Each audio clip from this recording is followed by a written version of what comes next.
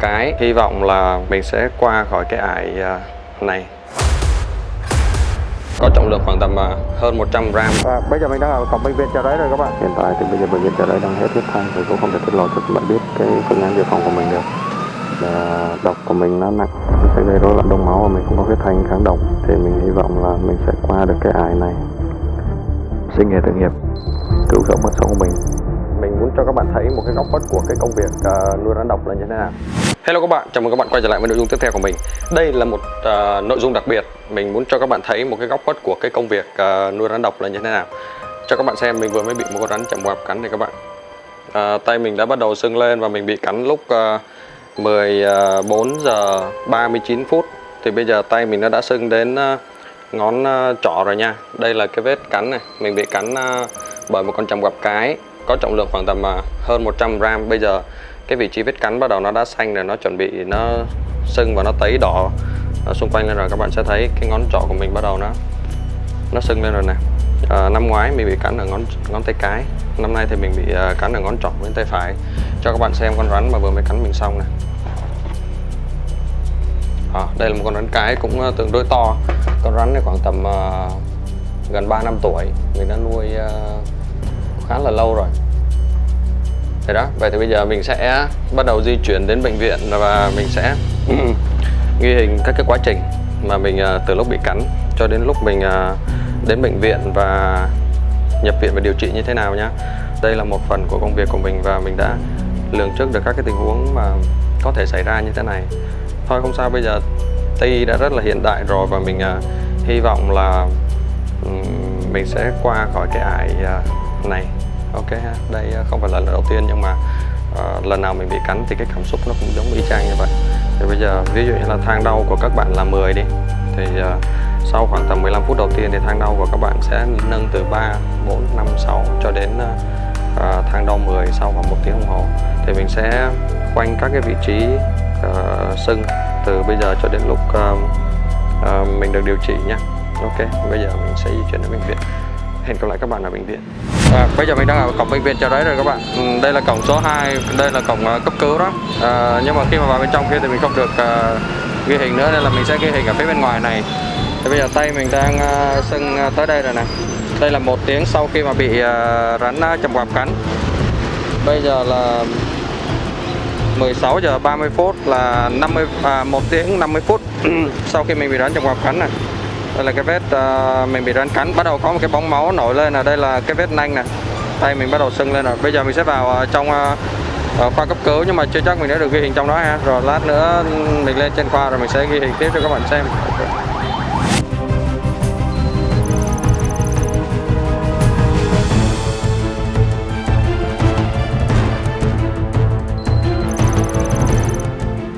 Bây giờ mình đang ngay trong bệnh viện Chợ Rẫy này các bạn. Bây giờ là 12 giờ kém 20 phút, là sau khi mình bị cắn khoảng tầm mấy tiếng ta, 12 giờ, từ 2 giờ 39 phút, bây giờ là 11 giờ 39 phút,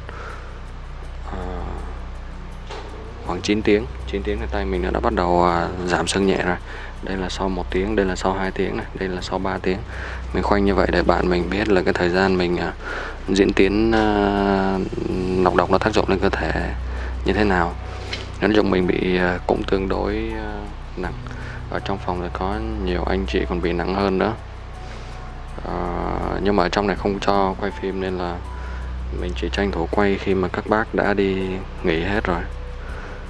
Để bây giờ vừa mới lấy máu xong, cho xem cái kết quả máu của mình, xem là cái tải lượng nọc độc ở trong máu nó có cao không, để mà quyết định xem có sử dụng huyết thanh hay không. Hiện tại thì bây giờ bệnh viện Chợ Rẫy đang hết huyết thanh. Mình cũng có 2 phương án dự phòng khác rồi, nhưng mà mình cũng không thể tiết lộ cho các bạn biết cái phương án dự phòng của mình được. Nói chung là khi mà nhập viện thì nó sẽ có 2 cái nguy cơ mà mình quan ngại. Một là cái diễn tiến về độc của mình nó nặng, nó sẽ gây rối loạn đông máu và mình không có huyết thanh kháng độc. Cái quan ngại thứ hai là cái việc mà sẽ bị lây nhiễm Covid ở trong bệnh viện. Nhưng mà nói chung là bây giờ khi mà đã vào bệnh viện rồi thì mình sẽ phải đối diện với những cái nguy cơ như vậy đó. Thì mình hy vọng là trước đây khi mà làm các cái nội dung để mà hướng dẫn mọi người phòng tránh và sơ cứu rắn thì nó giúp ích được nhiều người, thì mình hy vọng là mình sẽ qua được cái ải này. Ok vậy ha, bây giờ mình sẽ tắt máy để cho mọi người nghỉ ngơi, xong sáng mai mình sẽ cập nhật cái tình trạng của mình cho mọi người xem. Hello mọi người, bây giờ là mấy giờ đêm ta? Bây giờ là 2 giờ 20 phút đêm. Tại vì mình ghi hình ban đêm á, tại vì ở trong bệnh viện thì mình không được ghi hình. Vì vậy nên là phải ghi hình lén đó mọi người. Thường ấy, các cái hình ảnh hoặc là video mà ghi hình trong bệnh viện thì sẽ phải xin phép trước với lại bệnh viện thì mình mới được ghi hình. Nhưng mà cái này nó mang tính chất cá nhân nên là mình sẽ chủ động mình ghi hình để làm cái nội dung này cho các bạn xem. Tay mình sau 36 tiếng bị rắn chằm quạp cắn này, bây giờ các cái bong máu nó đã bắt đầu nó vỡ ra rồi và các cái bong máu nó xẹp lại rồi.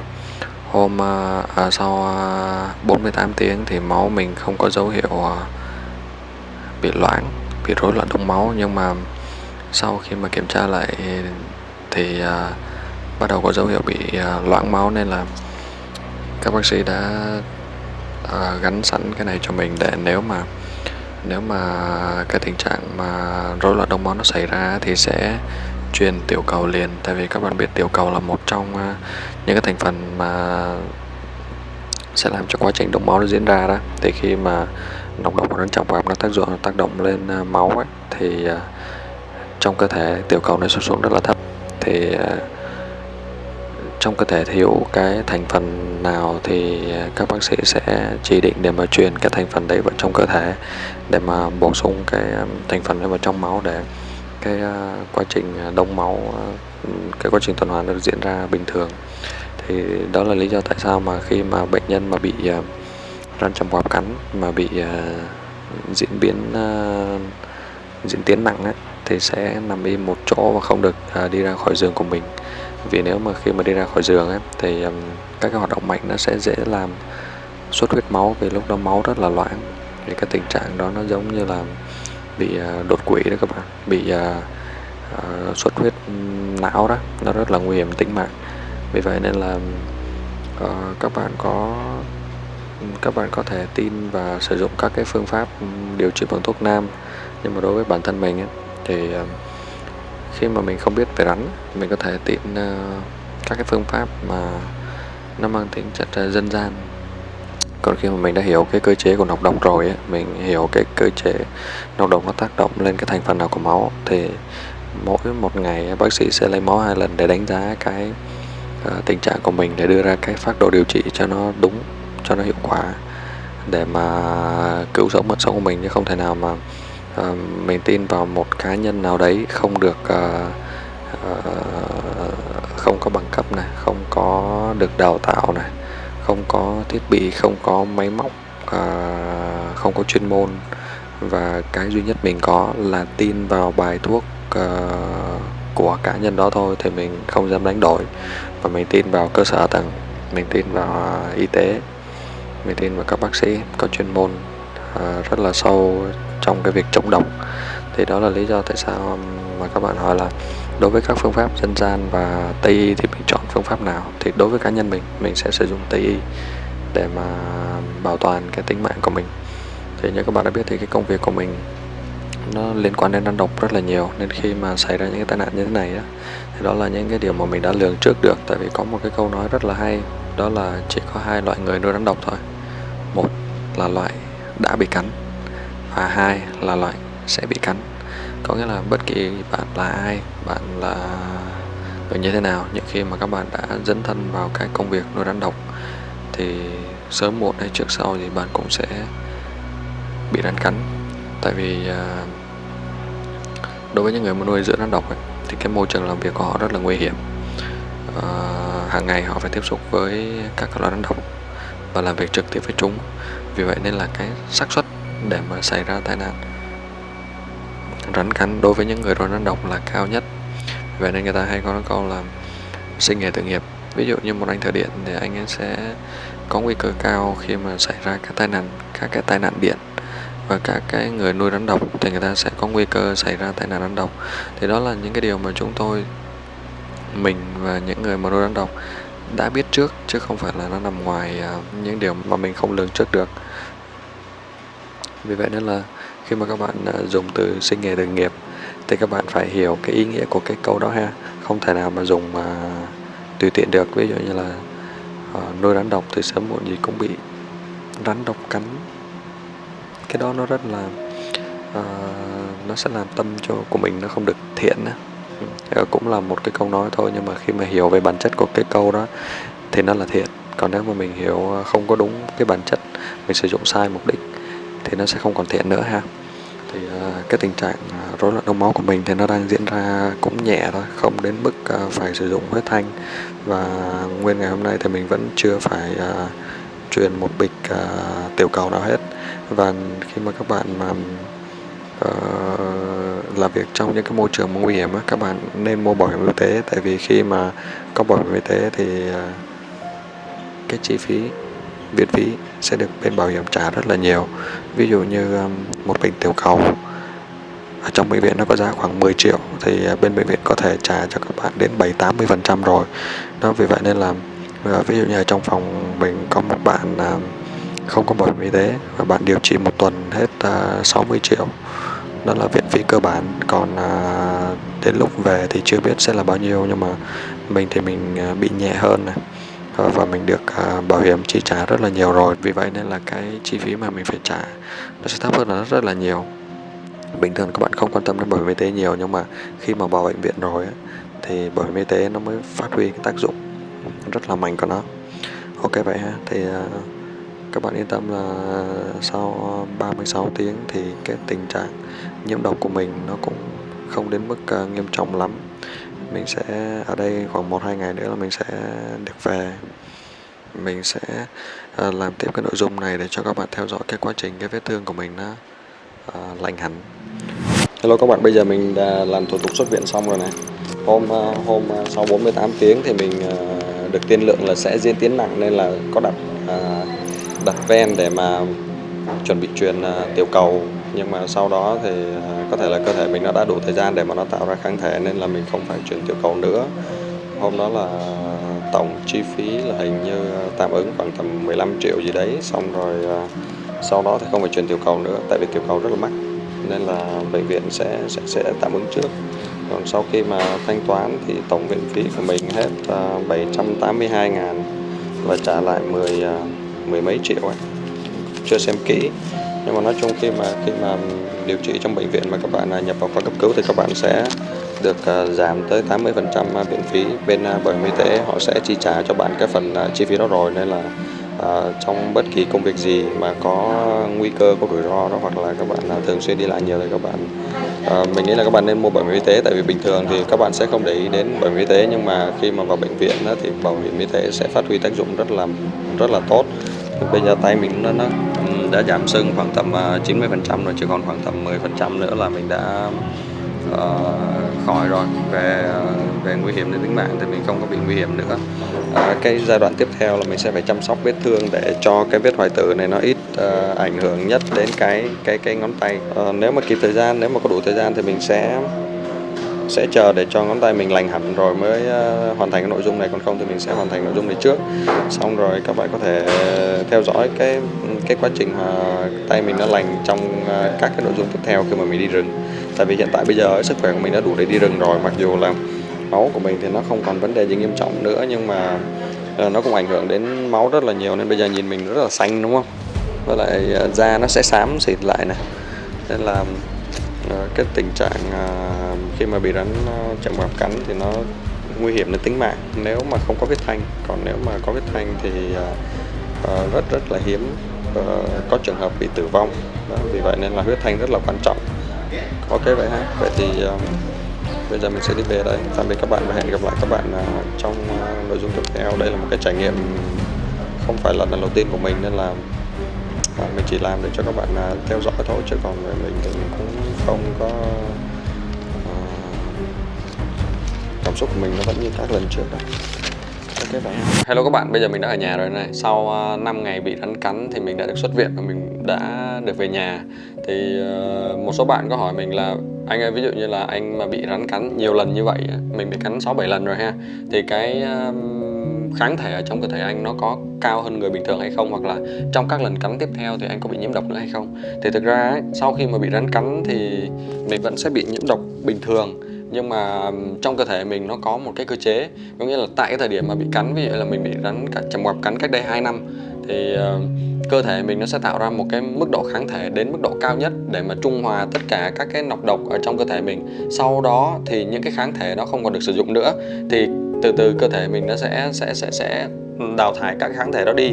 Và trong cơ thể mình nó có một cái cơ chế rất là hay, đó là nó có một cái loại tế bào, nó sẽ ghi nhớ cái loại nọc độc mà đã thâm nhập vào cơ thể mình. Và khi mà cái loại nọc độc này xâm nhập lần tiếp theo, ví dụ như là sau 2 năm mình lại bị rắn chầm ngoạp cắn, thì cái tế bào đó nó sẽ xác định chính xác đó là cái loại nọc độc mà đã vào cơ thể mình cách đây 2 năm rồi, và nó đưa ra một cái yêu cầu là cơ thể, cái hệ miễn dịch của cơ thể mình nó sẽ tạo ra cái loại kháng thể đúng với lại cái kháng nguyên mà đã được tiêm vào cơ thể mình cách đây 2 năm. Thì cái quá trình mà nhận diện nọc độc này rồi tạo ra kháng thể trong cơ thể mình nó sẽ diễn ra nhanh hơn. Vì vậy nên là mình sẽ hồi phục nhanh hơn những người mà chưa bị cắn.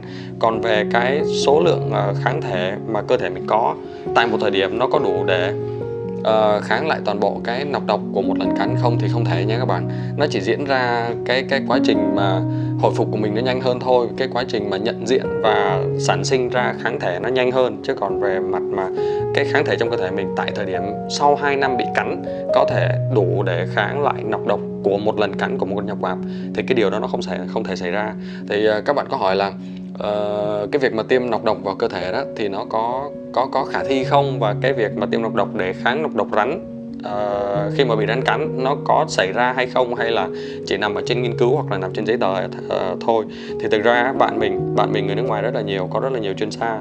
Thì có một chuyên gia ông ấy tiêm định kỳ kháng nguyên, có nghĩa là nọc độc rắn vào trong cơ thể hàng tháng, và ông có thể kháng gần 30 loại rắn của châu Mỹ. Thì đây là nhân chứng sống luôn, chứ không phải là đã từng xảy ra hoặc là chỉ trên nghiên cứu thôi nha. Ngay hiện tại thời điểm này thì ông vẫn đang sống, và ông bị cắn khoảng tầm 50 mấy lần bởi tất cả các loại rắn của châu Mỹ, và ông chỉ đi viện 5 lần thôi. Còn lại thì các cái lần khác thì kháng thể trong cơ thể luôn luôn đủ để kháng lại nọc độc, nhưng mà ông sẽ phải tiêm nhắc nọc độc vào trong cơ thể. Nhưng mà không phải là tiêm nọc độc thuần túy đâu các bạn. Nọc độc sẽ được khử độc trước khi mà tiêm vào trong cơ thể nha, chứ không phải là các bạn nghe xong cái đoạn này thì các bạn về các bạn sử dụng nọc độc pha loãng để các bạn tiêm vào trong cơ thể để mà làm theo cái phương pháp của ông thì không được đâu các bạn. Cơ thể các bạn nó sẽ bị quá tải, nó sẽ bị nhiễm độc đó, nó rất là nguy hiểm cho sức khỏe của các bạn. Thì cái đó nó không khả thi ha. Còn mình thì mình sử dụng huyết thanh để mà trung hòa nọc độc trong cơ thể. Thì như các bạn đã biết thì mình làm việc với rắn độc nhiều, nên là cái việc mà dự trữ huyết thanh ở trong nhà mình luôn luôn có sẵn. Và trước khi mà bị cắn khoảng tầm 4 ngày thì có một bệnh nhân ở Ninh Thuận, chú bị rắn chầm ngoạp cắn bị diễn tiến nặng, và mình đã chuyển cái lọ huyết thanh đó, chuyển lọ huyết thanh cuối cùng của Việt Nam cho chú xài trước. Tại vì người nhà năn nỉ mình rất là năn nỉ luôn về tình trạng của chú cũng bị nhiễm độc nặng. Thế là mình gửi luôn cho chú. Sau khi mà gửi cho chú, sau đó 4 ngày thì mình bị rắn chầm ngoạp cắn và mình không có huyết thanh để điều trị. Thì đó, như các bạn thấy rồi đó, có những cái phương án mà mình đã dự phòng cho tương lai rồi, nhưng mà khi mà gặp một cái trường hợp nào đấy mà cấp thiết thì mình lại mở lòng, mình lại đưa cho người ta cái phương án dự phòng cuối cùng của mình. Và khi mà mình bị cắn thì mình không có huyết thanh để mà điều trị, nhưng mà rất là may là mình không bị diễn tiến nặng. Cái mức độ nhiễm độc của mình nó không nguy hiểm đến mức mà phải sử dụng huyết thanh. Vì vậy nên là mình vẫn còn thời gian để mà đặt hàng huyết thanh để mà dự phòng cho lần tiếp theo, và có thể ngồi đây nói chuyện với các bạn. Thì như các bạn biết rồi đó, làm người tốt thì nó khó. Và đây là lý do tại sao mà trước mỗi video mình có để một cái phần cảnh báo tất cả những cái hành động ở trong nội dung này không được làm theo ở nhà. Vì mình được hậu thuẫn bởi rất là nhiều chuyên gia về rắn độc, về nọc độc, chuyên gia về y tế, và mình có một nhóm những người rất là giỏi, rất là sâu về chuyên môn, hậu thuẫn ở đằng sau, chứ không đơn thuần là mình làm những cái nội dung như thế này để chia sẻ cho các bạn biết. Và ở Việt Nam thì cách đây khoảng 4-5 năm cho đến bây giờ thì có một cái trào lưu nuôi rắn độc của các bạn trẻ, rất là trẻ. Có thể là các bạn học cấp 2, học cấp 3 hoặc là những bạn còn rất là trẻ luôn, và các bạn chưa có ý thức được cái sự nguy hiểm của rắn độc khi mà xảy ra tai nạn đối với mình và đối với gia đình. Khi mà các bạn không có một cái không gian riêng tư để mà nuôi các loại động vật có độc, các bạn không có đủ điều kiện để mà trang bị cho mình những cái phương tiện, những cái dụng cụ hoặc là huyết thanh để mà dự phòng cho những cái sự cố trong tương lai, thì cái điều đó nó rất là nguy hiểm cho bạn, nguy hiểm cho cộng đồng, nguy hiểm cho gia đình. Vì vậy mình mới có những cái cảnh báo trước tất cả các cái video của mình. Và bình thường thì các bạn sau 4 ngày các bạn theo dõi cái quá trình mình từ lúc mình bị cắn cho đến lúc mà mình xuất viện về, đúng không? Thì đó là những cái hình ảnh rất là đẹp. Còn bây giờ mình sẽ cho các bạn xem cái hậu quả của một loại rắn độc máu khi mà gây ra một cái vết thương rắn cắn thì nó sẽ như thế nào. Nếu bạn nào mà đang ăn tối hoặc là chờ video của mình, của Sứ Giả Ưng Xanh để mà ăn tối, để xem nội dung, thì các bạn hãy ăn cơm xong đi rồi hãy xem tiếp nội dung này ha. Nội dung này thì không có đẹp như các nội dung trước. Bây giờ mình sẽ cho các bạn xem cái vết thương sau 5 ngày điều trị. Đây là cái vết rắn cắn đã bị hoại tử. Các bạn thấy cái phần đen đây không? Cái phần đen này là cái phần mà nọc độc, cái nồng độ nọc độc nó tồn tại ở cái vị trí này nhiều nhất và nó sẽ bị hoại tử như thế này. Cái vị trí màu đen đó là cái phần mà các cái mô của mình nó sẽ bị hoại tử, có nghĩa là cái phần đó nó sẽ bị chết đi. Còn tất cả các cái màu hồng ở phía bên ngoài đó thì nó sẽ trong tương lai nó sẽ lành lại. Và đối với cái vết thương như thế này ấy, đối với cái vết hoại tử của mình như thế này, nó rất là bình thường so với các cái bệnh nhân khác khi mà bị rắn chầm quạp hoặc là rắn hổ mèo hoặc là rắn lục xanh đuôi đỏ cắn ha. Thì đối với những cái vết thương như thế này á, thì mất khoảng 1 tháng từ lúc bị cắn cho đến lúc hồi phục hoàn toàn. Và các bạn sẽ bị đau rất là nhiều các cái phần khớp của xung quanh cái ngón bị cắn luôn nha. Ví dụ như là cắn ở đây thì khớp này và khớp này đau là chuyện rất là bình thường rồi, đúng không? Còn tất cả các khớp khác, ví dụ như là khớp này này, rồi khớp này này, hoặc là khớp ở đây, hoặc là khớp ở cổ tay, thì tất cả các cái khớp này nó đều bị viêm do cái tác dụng của nọc độc lên các cái bộ phận trên cơ thể, thì nó sẽ làm cho các bạn bị viêm như vậy đó, và các bạn sẽ bị rất là đau. Các bạn sẽ đau như vậy khoảng tầm 1 tuần cho đến 2 tuần. Sau đó thì cái triệu chứng đau đó nó sẽ hết đi và các bạn chỉ cần chăm sóc cái vết thương là để cho cái vết thương nó hồi phục dần dần là được. Thì bây giờ nó có rất là nhiều cái loại thuốc, thay vì các bạn đắp các cái loại lá cây, các cái loại thảo dược hoặc là các cái loại thuốc nam để mà đảm bảo cái vết thương nó không bị hoại tử, thì trong Tây y nó có rất là nhiều các cái phương pháp rất là hay. Ví dụ như là mình đang đắp một cái lớp gạc ở đây. Gạc này nó không phải là gạc bình thường nha các bạn. Gạc này nó sẽ thay thế cái lớp da ở bên ngoài của mình để mà nó sẽ bảo vệ cái phần mô hạt. Khi mà cái mô hạt này đầy lên đó các bạn, thì cái lớp này nó sẽ thay thế cái lớp da bên ngoài của mình để nó bảo vệ cái mô hạt đó, nó không có bị khô cái bề mặt, và mô hạt nó có thể đầy lên và tay mình sẽ hoàn toàn nguyên vẹn lại. Còn cái phần mà hoại tử màu đen lúc nãy các bạn thấy đó, thì cái phần đó sau khi mà các cái mô hạt ở xung quanh nó đầy lên rồi, thì cái phần hoại tử nó sẽ bị cô lập lại và nó sẽ bị dính với lại cái mô sống và mô chết, nó sẽ bị dính vào với nhau. Và nó có một cái loại gel, có một cái loại thuốc gel, khi mà mình bôi vào cái vị trí này thì cái thuốc đó nó sẽ cắt cái phần hoại tử và cái phần mô hạt ra. Và khi mà mình bôi cái lớp gel đó lên ấy, thì trong vòng khoảng tầm 24 cho đến 48 tiếng thì cái phần mô chết, mô hoại tử đó nó sẽ được cắt ra khỏi cái vị trí hoại tử của mình, và mình chỉ cần đi vệ sinh để mà lấy cái phần hoại tử đó ra thôi, và mình đắp tiếp cái phần gạc này thì cái vết thương của mình nó sẽ được đẩy lên. Phụ thuộc vào cái chế độ dinh dưỡng của các bạn thì cái vết thương nó sẽ hồi phục nhanh hay là chậm. Đó, các bạn thấy không? Mình vừa sử dụng kháng sinh ở bên trong và mình sử dụng các cái loại gạc sạch tiệt trùng như thế này ở bên ngoài, thì cái tình trạng mà hoại tử và nhiễm trùng của các bạn nó rất là khó xảy ra. Còn ví dụ như các bạn đắp các loại lá cây hoặc là các loại thảo dược lên, thì đó sẽ là cái môi trường để cho vi khuẩn phát triển.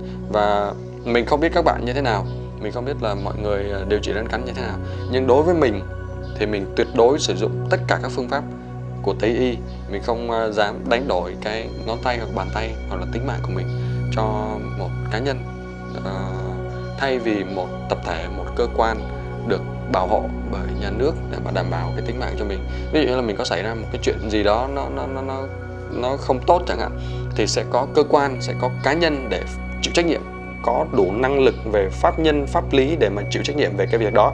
Còn khi mà mình tin tưởng vào một cái phương pháp nào đó, hoặc là mình đi chữa bằng một cái phương pháp dân gian nào đấy, thì khi mà xảy ra một cái chuyện gì đấy thì rất là khó để mà đánh giá được cái hiệu quả, và cái cá nhân đó cũng không đủ năng lực để chịu trách nhiệm trước pháp luật về cái kết quả của cái việc điều trị đó.